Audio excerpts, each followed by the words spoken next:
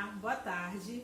Essa equipe é formada por Camila, por mim, Cíntia, Daniele, Débora e Rafael.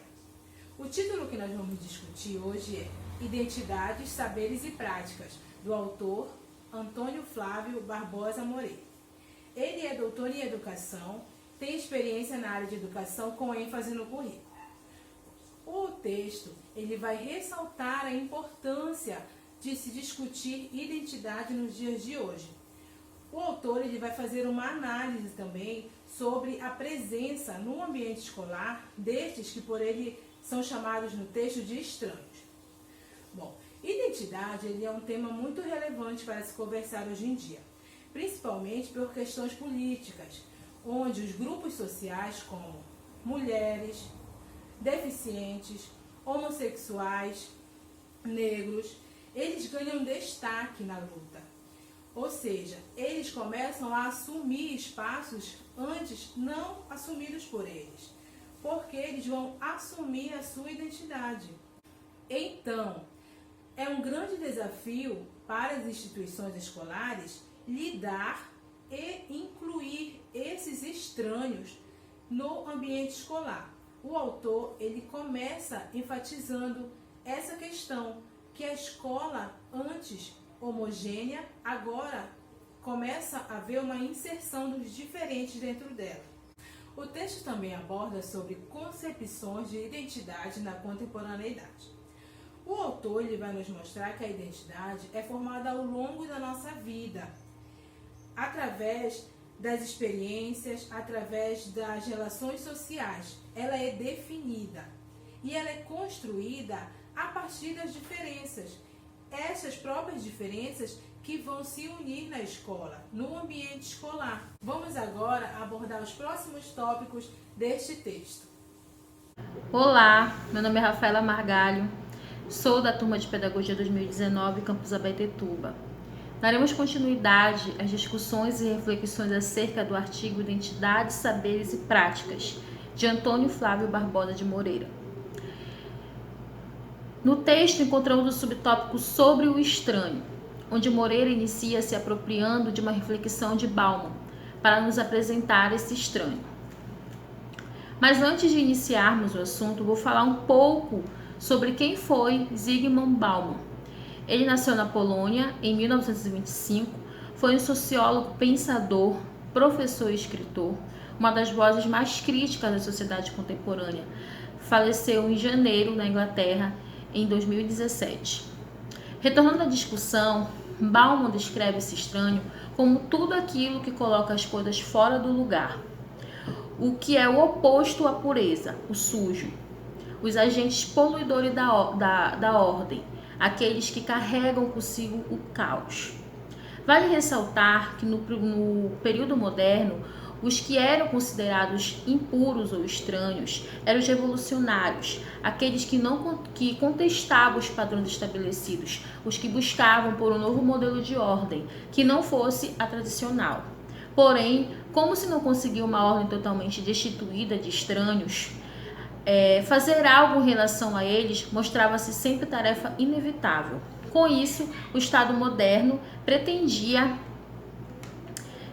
desencaixar os indivíduos, ou seja, fazê-los livres para escolherem a vida que lhes agradasse viver.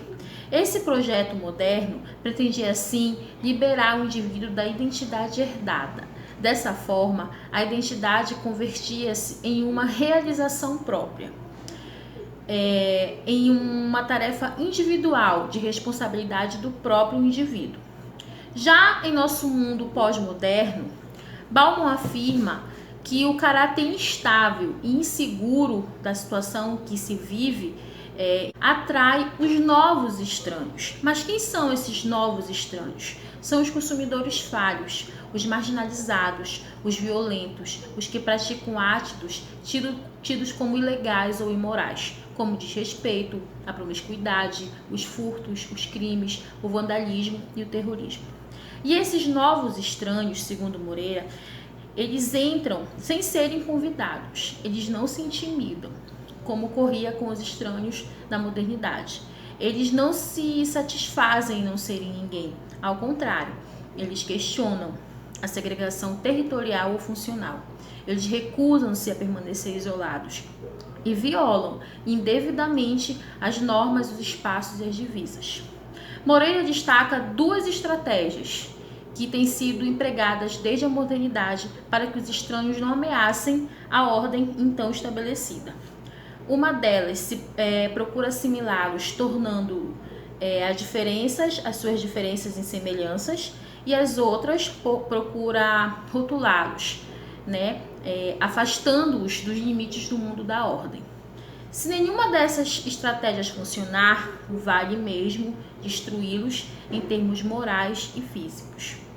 As perseguições que atingem dominantemente os moradores de bairros miseráveis, os vagabundos, os indolentes, os desempregados, os excepcionais, os imorais, os deficientes, os negros, as mulheres, os homossexuais, os refugiados, os imigrantes do terceiro mundo, Todo esse cenário conturbado e a crítica ao fracasso das tentativas emancipatórias da modernidade, e Bauman vislumbra uma outra oportunidade de emancipação na pós-modernidade, que é concluir a tarefa de desencaixe almejada lá na modernidade. Em outras palavras, ele sugere que se estimule, que proporcione o direito de escolha da identidade, considerada como a única universalidade do ser humano. Insiste em que se respeite a suprema responsabilidade individual por essa escolha. Para isso, propõe que se explicitem, que denunciem, que desafiem as estratégias do Estado ou da tribo que vise a privar o indivíduo da sua liberdade de escolha e a obstaculizar o exercício de sua responsabilidade. Sobre a escola. Mas o que tem toda essa discussão a ver com a escola, com o currículo e com o professor? Antônio Flávio tem a grande preocupação com a ordem que se expressa na escola do período moderno, a qual tinha um projeto educacional voltado para o racionalismo e para o empirismo, colocando assim o homem no centro do universo. O projeto educacional moderno, ele visava criar e moldar o homem por meio do controle do seu corpo, consolidando assim a ordem desejada e, consequentemente, a boa organização do mundo. Por meio disso, escolheu-se a pureza como ordem a ser estabelecida, uma vez que, por meio dela, podia-se julgar o justo lugar dos seres humanos e também das coisas, como lugar ideal, adequado, e os quais não se enquadrassem seriam absorvidos e domesticados até se tornarem um homem formado, ordenado e adequadamente como se esperava que fosse, ou então simplesmente eram rejeitados.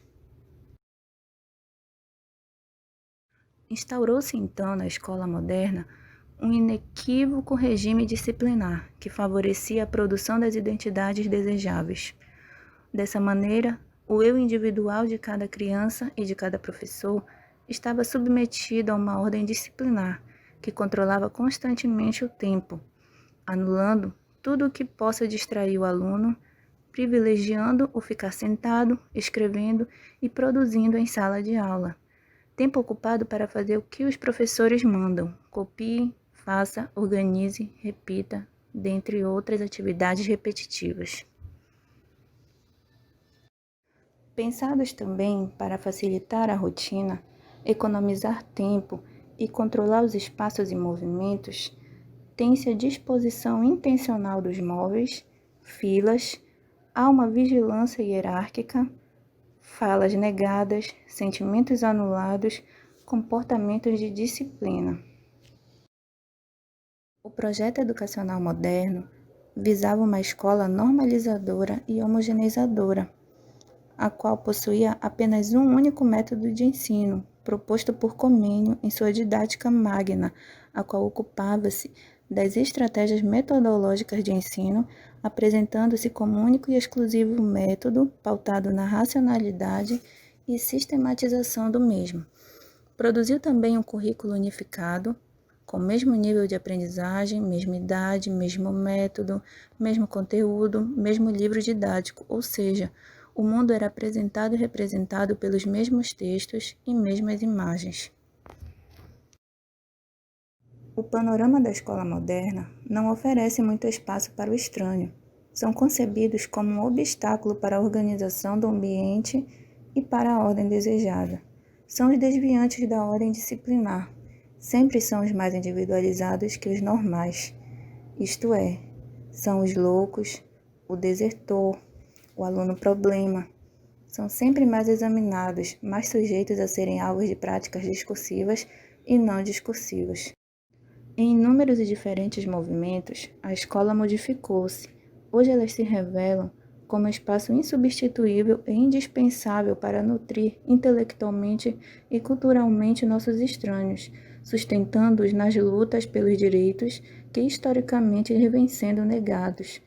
Hoje elas se revelam mais democráticas, com currículos mais atraentes, com salas de aulas mais abertas a vozes, os nossos estranhos mais respeitados, e os professores, por sua vez, procuram primeiramente aprender com a realidade dos estranhos para depois encontrar a melhor forma para ensiná-los. Vou falar sobre a concepção pós-moderna de identidade e o processo de ensinar os estranhos. A concepção pós-moderna surge quando há uma necessidade de mudança do parâmetro homogêneo da sociedade. Então, antes da concepção pós-moderna, a sociedade era vista como eurocêntrica, branca e heterossexual.